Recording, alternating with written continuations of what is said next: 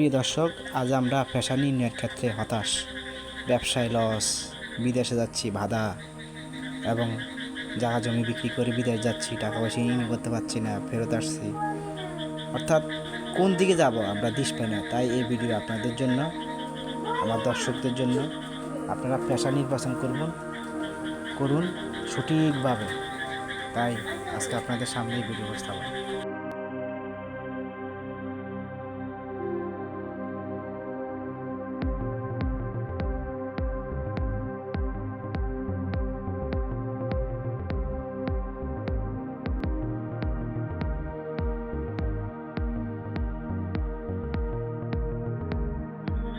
সুপ্রিয় দর্শক, পেশা নির্ণয়ের ক্ষেত্রে পেশা নির্ণয়ের জ্যোতিষশাস্ত্র আজকে আপনাদের সাথে শেয়ার করব। অনেকে প্রশ্ন করে খালি, ঠিক আছে? তাহলে আমার এই চ্যানেল অ্যাস্ট্রো নক্ষত্র চ্যানেলের পাশে থেকে সাবস্ক্রাইব করে বেল আইকন টিপে সঙ্গে থাকুন। প্রিয় দর্শক, আজকের জগতে জাতক জাতিকার পেশা নির্ণয় যেমন করতে গেলে জন্মকুষ্ঠি থেকে আপনারা নিজেরাই অনেকে জ্যোতিষী শিখতেছেন, আস্তে আস্তে জানবেন। অবশ্য আমিও তো শিখছি। পেশা নির্ণয়ের জ্যোতিষশাস্ত্র যেভাবে দেখা হয়, যেমন কোনো জাতক জাতিকা হয়তো বা একাধিক পেশা বা কর্ম অধিকার হয়ে থাকে। অনেক জাতক জাতিকা একাধিক পেশা নির্বাচনও করে। জন্মকালীন গ্রহাদির প্রভাবে কোনো অবলম্বন করলে জীবনে সাফল্য স্বর্ণ শোধে আরোপ করতে পারবে। তার সঠিক দিক নির্দেশনা জ্যোতিষশাস্ত্রের দিক আমরা খেয়াল করতে হবে। প্রকান্তরে জাতক জাতিকে যদি সঠিক পেশা বা নির্ণয় ব্যর্থ হন, তাহলে ভবিষ্যৎ জীবনে অন্ধকারময় হয়ে থাকে। কারণ সঠিক বৃত্তি নির্ণয়ের জাতকের সাফল্য দ্বার প্রান্তে পৌঁছে দিতে পারে। যেহেতু জ্যোতিষীদের কর্তব্য গোষ্ঠী বা জন্মপত্রিকা বিচারকালে যথেষ্ট সতর্ক সহকারে জাতককে উপদেশ দেওয়া দরকার। নতুবা আপনার ফলাদেশ বা আমার ফলাদেশ জাতক জাতিকার ভিন্নতর বৃত্তি মানে কর্ম অবলম্বন করতে যে জীবনব্যাপী বিড়ম্বনা ভোগ করতে হবে। জাতক জাতিকার কুষ্টি দেখে তার পেশা সম্বন্ধে বলতে হলে কতগুলি বিষয় আগে জেনে নিতে হবে। জাতক কী পরিবেশে জন্মগ্রহণ করেছেন, মানে স্থান কাল পাত্র বিশেষ সেই পরিমাণে। যেমন আপনার প্রধানমন্ত্রীর একজন জাতিকা, প্রেসিডেন্ট একজন জাতিকা, সে কী লেভেলে সে প্রেসিডেন্ট প্রমাণিত, একজন জেলে সে কী পরিবেশে, এরকম নির্ণয়ের উপরে তার কর্মের উপরে সঠিক ধারণা থাকতে হবে। এ বিষয়ে তার শিক্ষা কতখানি, যে বিষয়ে সে জাতক জানতে চাইবে, তার মন ওই পেশা বিষয়ে আগ্রহী আছে কিনা, এসব বিষয়ে সন্তোষজনক জবাব পেলে সঠিক কর্ম নির্বাচন আমরা করতে পারি। জ্যোতিষশাস্ত্রে দশম ভাব হলো কর্মকারক। দশম ভাব কর্ম, চাকরি, ব্যবসা যাই কিছু বলেন, দশম ভাব অনুযায়ী জ্যোতিষশাস্ত্র বিচার করে। লগ্ন রবি প্রাধান্য কম নয়। লগ্ন মানে আমরা বাংলাদেশের মুসলমানরা লগ্ন সম্পর্কে বুঝি না, কিন্তু আমরা বাঙালি।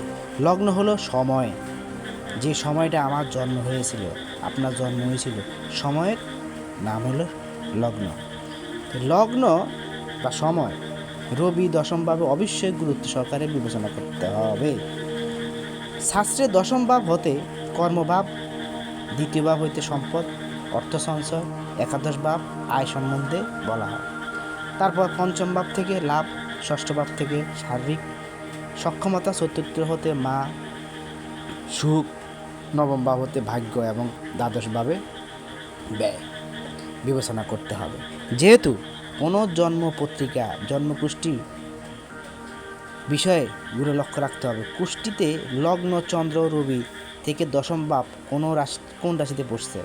তাহলে আমি আপনাদের এবার কিছুটা বলি আমরা যেভাবে শিখছি। প্রথম হলো কুষ্টিতে, মানে যে জন্মপত্রিকাটা,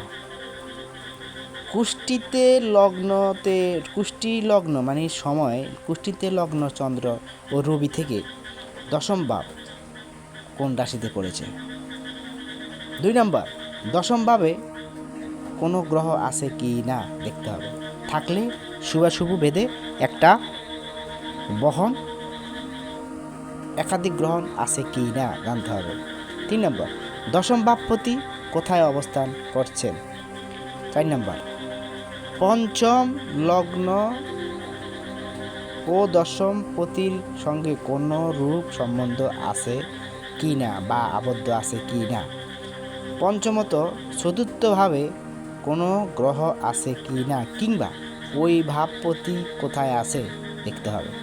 চাকরি বিষয়ে সাফল্য লাভ করতে হলে ষষ্ঠ ভাব ও ষষ্ঠপতির অবশ্যই বলবান হওয়া প্রয়োজন।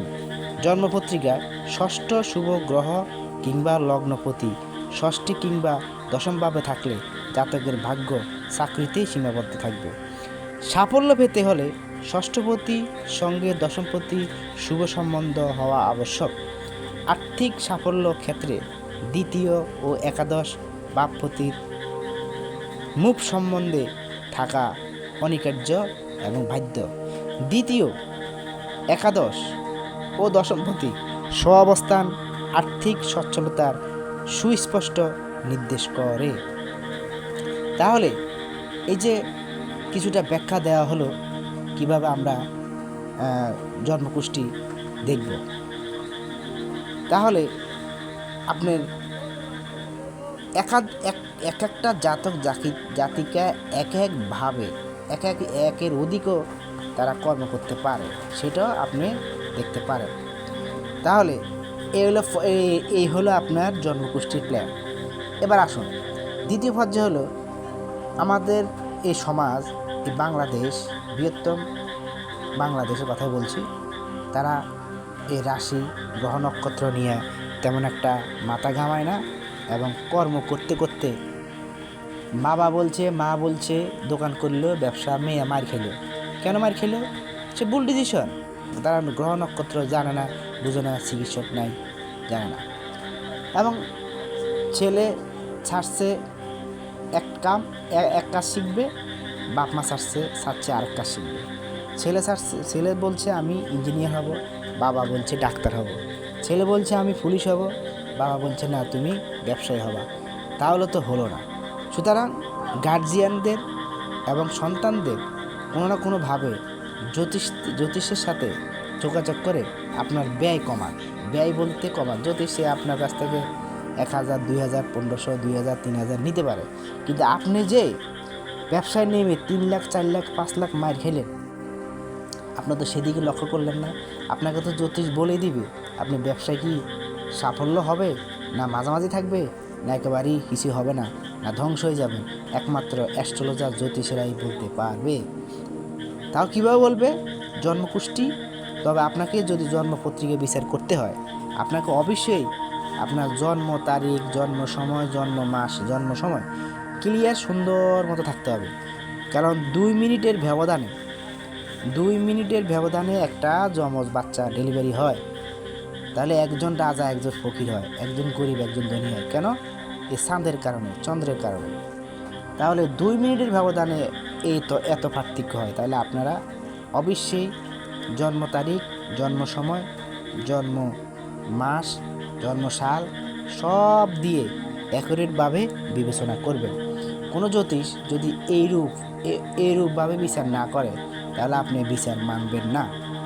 কারণ আপনার 10টা বললে 8টা মিললেও আপনি বিচার মানবেন না, এতে আপনার সমস্যা হবে।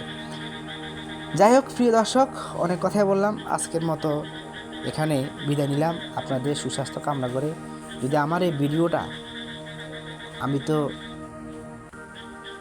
দেখলাম পেশা নির্ণয় জ্যোতিষশাস্ত্র, এই ভিডিওটা যদি আপনার ভালো লাগে তাহলে বোঝার জন্য লাইক, শেয়ার, কমেন্ট করে দিবেন এবং আমাদের পাশে থাকবেন এবং বেশি বেশি কমেন্ট করবেন। আমি এই আগস্ট মাস ফ্রি প্রেডিকশন করব বলে নির্ধারণ করেছি। সমস্যা নেই, আগস্ট মাস 2024। তারপর থেকে ইনশাল্লাহ আমার চেম্বার অনুযায়ী, জ্যোতিষ অনুযায়ী আপনারা শুনতে পারবেন, দেখতে পারবেন। তো পাশে থাকুন, লাইক করুন, কমেন্ট করুন, শেয়ার করুন। আর পরবর্তী ভিডিও অপেক্ষায়। ওকে, আল্লাহ হাফেজ।